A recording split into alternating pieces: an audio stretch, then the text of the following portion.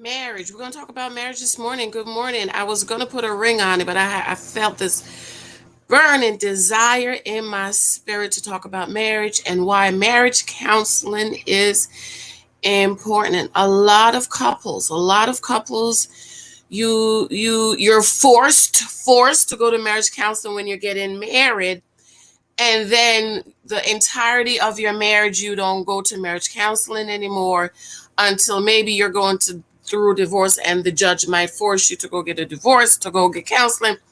Or one of you might say, you know what, we need to go to counseling. Marriage counseling, premarital counseling, let me say that. Premarital counseling is very important. This shirt is not for this because I'm going to talk about put a ring on it, okay? But I felt a burning desire. I just felt somebody pulling on my spirit to talk about marriage. So this shirt is not about marriage, okay? I should probably change it so one of y'all don't say, yes, Janice, I'm over it. Hold on. I'm going to change it. I'm going to change my shirt. I don't want somebody to say, girl, that's a confirmation. I saw your shirt. You talk about marriage. It says over it. I'm over my marriage. Okay, I have my Hey Cousin shirt because I have a Hey Cousin video coming up, so I have my shirt right here. So, welcome back to Church Girls and Faith Girls Want to Get Married Too. Good morning. It's Friday. I love Fridays, okay, because I get to stay home for the next 2 days. But guess who's on vacation? Honey, I am on vacation for all of next week and Monday. I will not be going back to work until the following Tuesday. Oh my God, it's so wonderful. I love it. Thank you for your love and support. The Naked Wife. I'm working on a book on marriage, but this book, The Naked Wife, is a very good book. You need to go to counseling, beloveds. Go to counseling. For my single ladies that's dating for marriage, and those of you who are going through some stuff in your marriage. Wisdom. Woo, child. Can you say wisdom? The book of Proverbs. I love that book. I'm telling you, half of what I know and half of what I teach you guys is what I got from the book of Proverbs. Proverbs has everything in it. Excuse me. It talks about adultery. Young man, why are you going to leave the comfort of your wife to go drink water from somebody else's cistern? Let her breasts satisfy you. Come on, somebody. Read the book of Proverbs. You don't have it, pick this book up on Amazon. I'm going to be doing a flash sale, okay? Y'all got to keep up with these videos. You never know when I'm going to say flash sale. Make sure you are on my email list, because if you are, you will get the alert. I'm doing a flash sale. Flash sale is usually for about an hour, okay? A couple of hours, and I'll probably do this book, put it on flash sale. I don't know, $5.99 or so. I got to work the numbers out. It's not on Amazon. You have to make sure the numbers work out. All right. Marriage, right? If you followed me any amount of time, I have expressed how important it is to understand what marriage is. People just want to go up and get married, and you don't really understand what marriage is or the purpose of what marriage is. And so I feel like when you go in without understanding what the purpose of marriage is and understand marriage, then first of all, for my ladies that's dating for marriage, you will not choose the right husband. If you understand how important marriage is, you will choose the right husband. Choosing the right husband, I said, will dictate and the rest of your life. What is marriage? Marriage, one man, one woman coming together in holy matrimony, is a picture of Christ and the church. What does that mean?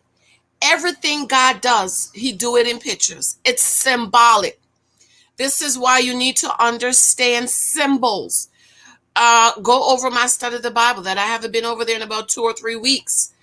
But we're going through the Bible, but also in the book of Proverbs, it's full of symbols. The Bible is symbols. You have got to be able to understand symbols and pictures and types. And when you understand that, you will get to understand a lot of things more. And so I understood that very early. This is why I say I couldn't just marry anybody, because I understood my husband need to be a type of Christ on the naked wife. If you don't have it, pick it up. I talked about a husband's type on this book. If you don't have it, this is a good book to get on Amazon. Do you know that the title husband is a calling? How many of you know that Christ is not Jesus' last name? Christ is a title. Come on, somebody. Study your Bible, okay? So husband is a title, is a calling. Yes, husbands are called, anointed, destined, and appointed by God to profess their love, provide for, and protect their wives. A husband is to love his wife like Christ loved the church. How did Christ love the church? Christ loved the church so much that he died for her. How many of y'all know a husband is to die for his wife? What does that mean? It doesn't mean go up on the cross and die. No, he is to die to his desire to hunt, his desire for selfishness, his desire to conquer every other woman, his desire to lay with every other woman, his desire to lay in the bed versus getting up and go work for me. He is to die to everything that will separate him from being the husband that he needs to be. And see, a lot of you ladies are dating and marrying men who are not ready to die. This is why I tell y'all, these young girls these days, these 25, 26, 27-year-old boys, they're not ready to die. Now, I know a lot of you might come and say, well, my husband and I have been married for 30 years. We got married at 27. Yeah, 30 years ago, men were different. Okay. 30 years ago, 27, man was married from the time he was 19 and finished having his kids. It's different today. And so, ladies, I beg you, I encourage you, please. My daddy said you got to give the man time to get the dog out. Okay? So you're running these. This is one of the best advice my dad ever gave me, was when he told me, you need to break up with your college sweetheart because you love him too much. I say, I love him. He said, no, you love him too much and you need somebody older. I say, he is older. I was 19.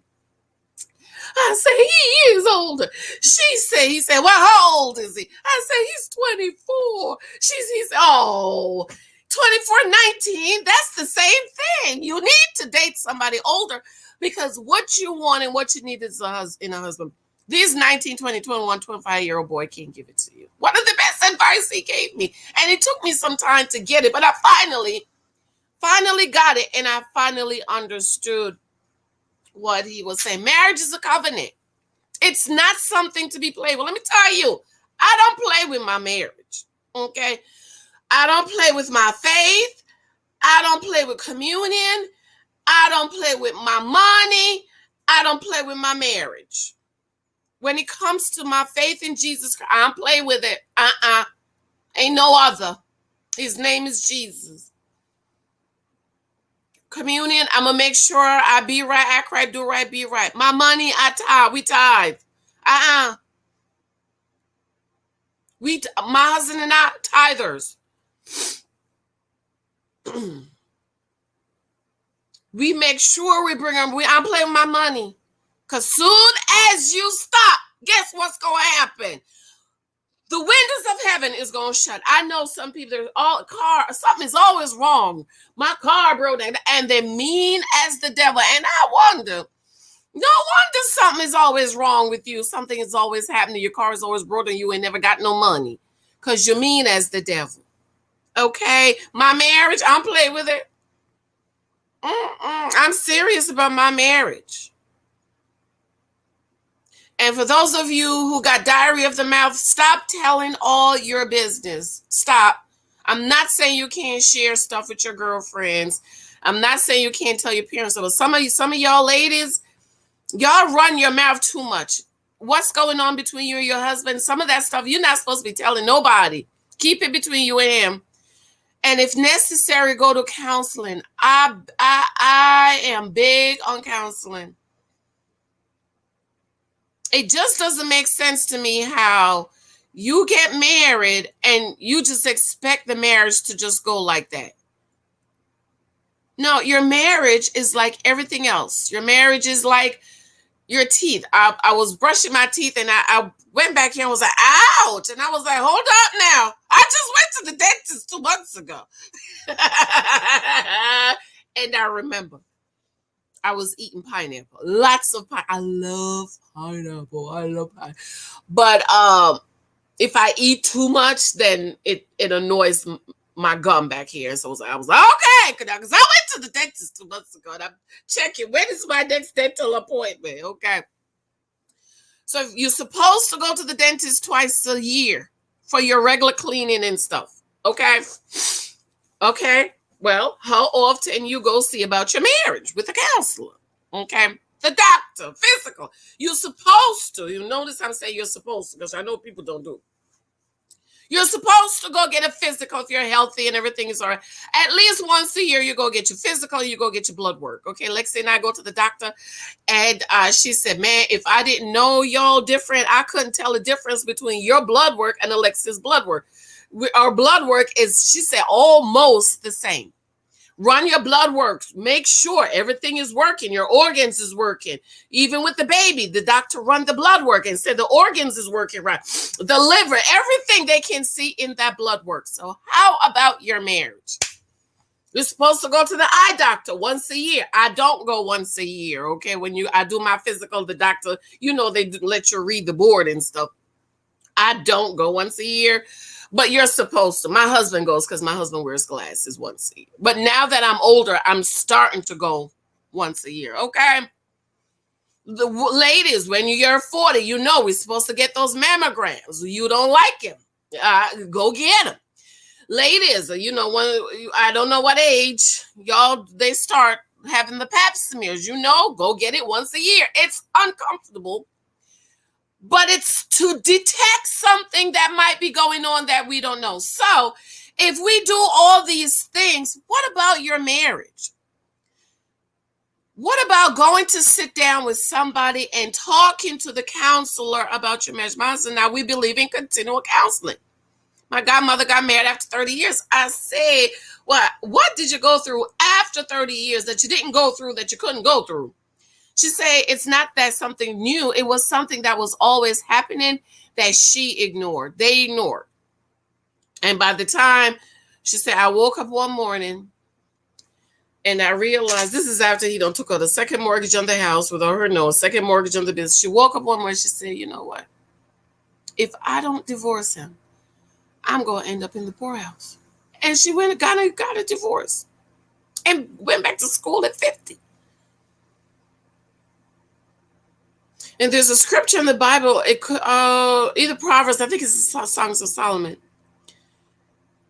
that says, just let me, the little, it spoils the whole vine. Let me find it for you because I want to make sure I'm just, the whole. It's just on me this morning. So somebody who listens to me is going through something. And I'm telling you, branch. Is that what it is? I can't find it. But anyways, basically it's like it's like one apple. If you have one apple that has a rot, it will spread and it spoil the whole vine. It's going to come back to me before I get off. Okay. So you let one little thing go. It's like, for example, my gum back here is irritated this morning. Okay. If I don't, let's say I wasn't going to the dentist, you let that go. It's going to keep on going for something else. Now I know I'm okay because I just went to the dentist, had my x-rays, my teeth is fine. So you can't let one little thing go and expect it's going to work out. No, go sit down to a counselor. Now they do it on the camera. My husband and I, we sit right here, talk to our marriage counselor right here. Why? Not necessarily because anything is wrong, but it's COVID and a lot of people are getting divorced because they're in the house with each other a whole year and now they're realizing they don't like each other. Make sure you like him before you marry him, okay? But I always encourage couples, girls, come talk to me. I said, go see a marriage counselor. Don't just up and divorce. With the exception if he's beating your ass, girl. Run for your life, okay? Or abusing y'all, the kids in any other way. For me, that cannot be worked out. You hit me, you abuse the kids. Ain't no working out. Goodbye. Divorced. So you go see a marriage counselor. Don't just up and divorce your husband or get a divorce. Okay? Go see a counselor. For me, with the exception of abuse. For me, adultery too. I can't. Okay? So I just felt that in my spirit. I'm getting dressed. Look, I was about to talk about put a ring on it. And I said, no, I'll talk about that Monday, marriage Monday or something. And I sat down and I just felt it. So I said, you know what? Let me just talk about this real quick. I was going to talk about put a ring on it. I'm going to come right back and talk about put a ring on it. So somebody is going through thinking about, I want you to see a counselor. Go see a marriage counselor, either man or woman. Your marriage is important. You know, you need to do whatever it is to save your marriage. And for my girls that's dating, those of you ladies that's married, you really need to start encouraging single women more about the mistakes you made. Okay, tell them, girl, don't do what I did. Okay, I married a Dusty or a Boo Boo or a Crusty. I married one of these. Don't do it. And I wish women who are going through a hard time in their marriage would teach the younger girls. This is what this book is about, The Naked Wife. For those of you ladies that's dating for marriage, you need to read these stories on The Dating Wife, okay? All right, babes, I have to run. I love you. And some of y'all wives, y'all need wisdom, man. Wisdom.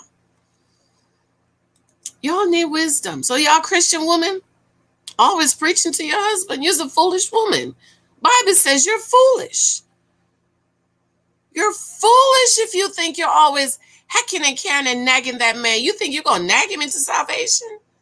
I mean, it's just common sense, girl. Shut your mouth. Live your faith out in front of him.